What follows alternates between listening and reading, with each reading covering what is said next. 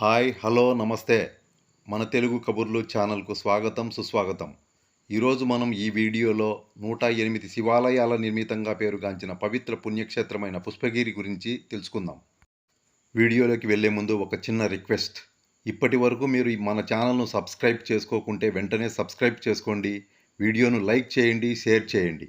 ఇక ఆలస్యం చేయకుండా వీడియోలోకి వెళ్దాం. మనం ఏ పుణ్యక్షేత్రానికి వెళ్ళినా ఒకటో రెండో ఆలయాలు ఉంటాయి. మరీ ఎక్కువంటే ఓ 10 ఆలయాలు ఉండవచ్చు. వాటిలో ఒకే దైవానికి సంబంధించిన బహుళ ఆలయాలు ఉండడం అరుదు. కానీ పుష్పగిరి క్షేత్రం ఏకంగా 108 శివాలయాల ప్రతిష్ఠితంగా ఖ్యాతికెక్కింది. అనేక చారిత్రక ఆధారాలు సైతం ఈ క్షేత్రంలో 108 శివాలయాలు ఉండేవని తెలుపుతున్నాయి. ఎన్నో ఆలయాలకు నెలవైన ఈ క్షేత్రంలో ప్రాచీన కాలంలో ఒక చోళరాజు 108 శివలింగాలను ప్రతిష్ఠించి పూజలు నిర్వహించాడని ప్రతీతి. ఇక్కడ ఇప్పటికీ కనిపిస్తున్న ఎన్నో శిథిలమైన ఆలయాలు, లింగాలు, వృషభ విగ్రహాలు, శిల్పాలు, లింగపీఠాలుగా పిలువబడే పానువట్టాలు దీనికి బలాన్ని చేకూరుస్తున్నాయి. కరికాల చోళుడు ఈ క్షేత్రాన్ని దర్శించి పలు ఆలయాలను నిర్మించి వాటిలో శివలింగాలను ప్రతిష్ఠించాడని పలు చారిత్రక ఆధారాలు తెలుపుతున్నాయి. భక్తుల కోర్కెలను కోరిన వెంటనే తీర్చే భోలాశంకరుడిగా ఖ్యాతిగాంచిన పరమశివుడు ఒక్కో క్షేత్రంలో ఒక్కో పేరుతో పిలువబడుతూ భక్తులకు దర్శనమిస్తుండడం మనందరికీ తెలిసిందే. త్రిమూర్తుల్లో ఒకరైన శంకరుడు దాదాపు ప్రతి చోట లింగాకారంలోనే దర్శనమిస్తూ భక్తులను అనుగ్రహిస్తుంటాడు. అరుదుగా చాలా తక్కువ చోట్ల మాత్రమే ఉమాశంకరుడుగా, ఉమామహేశ్వరుడుగా, పార్వతీదేవితో కలిసి విగ్రహ రూపంలో కనిపిస్తాడు. అయితే పుష్పగిరిలో మాత్రం పరమశివునికి విశిష్ట స్థానం ఉంది. శివకేశవ అభేద క్షేత్రంగా పిలువబడుతున్న ఈ క్షేత్రంలో ప్రసిద్ధిగాంచిన అనేక శివాలయాలు మనకు దర్శనమిస్తాయి. అందులో శంకరుడు ఒక్కో ఆలయంలో ఒక్కో పేరున పిలువబడుతూ భక్తులచే పూజలందుకుంటుండడం విశిష్టత సంతరించుకుంది. అందుకే ఈ క్షేత్రాన్ని దేశంలోని పలు ప్రముఖ శైవ క్షేత్రాల ప్రతిష్ఠితంగా పేర్కొంటున్నారు. ఇక్కడి ఆలయాల్లో అనేక శివాలయాలు ప్రస్తుతం శిథిలావస్థకు చేరినప్పటికీ నేటికీ పదుల సంఖ్యలోని ఆలయాల్లో పూజలు జరుగుతుండడం విశేషం.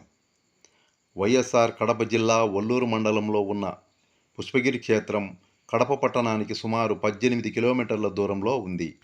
పంచనదీ సంగమంగా పేరుగాంచిన పినాకిని నది పుష్పగిరి కొండకు గ్రామానికి మధ్య ప్రవహిస్తోంది. పుష్పగిరి గ్రామంలో కొన్ని శివాలయాలు వెలసి ఉండగా మరికొన్ని పుష్పగిరి కొండపై వెలసి ఉన్నాయి.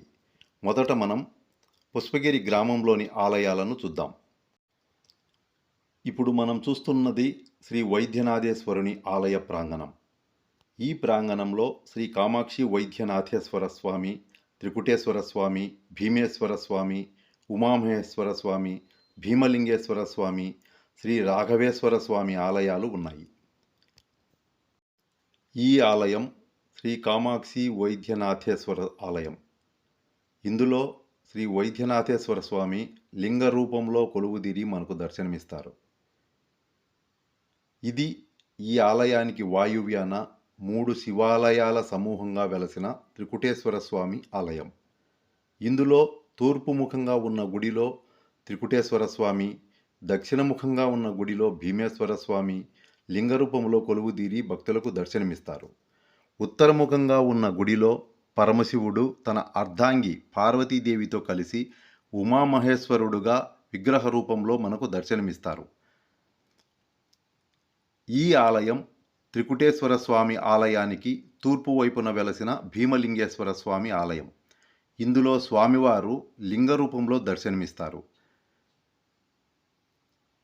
ఇది వైద్యనాథ ఆలయం ప్రాంగణంలో నైరుతి మూలన తూర్పుముఖంగా ఉన్న రాఘవేశ్వర ఆలయం. ఈ ఆలయంలోని శివలింగం ఏమైందో తెలియడం లేదు. ఇకపోతే ఇక్కడ మనకు కనిపిస్తున్న లింగ రూపంలోని పరమేశ్వరుడు పాతాళ గణపతి ఆలయ సమీపంలో మృత్యుంజయేశ్వర స్వామిగా భక్తులచే పూజలందుకుంటున్నారు. ఇక పినాకిని నదికి ఆవల వైపున పుష్పగిరి కొండపైన వెలసిన శివాలయాలను గురించి మనం తెలుసుకుందాం. ఇప్పుడు మనం చూస్తున్నది శ్రీ లక్ష్మీ చెన్నకేశవ స్వామి ఆలయ ప్రధాన గోపురం. ఈ ఆలయ ప్రాంగణంలో ఉమామహేశ్వర, సాక్షి మల్లేశ్వర, సంతాన మల్లేశ్వర ఆలయాలు ఉన్నాయి. శ్రీ చెన్నకేశవ స్వామి ఆలయంతో కలిసి ఉన్న ఆలయంలో కొలువైన శ్రీ సంతాన మల్లేశ్వర స్వామిని మనం దర్శించుకోవచ్చు. ఇదే ఆలయంలో ఉమామహేశ్వర స్వామి ఆలయం ఉంది.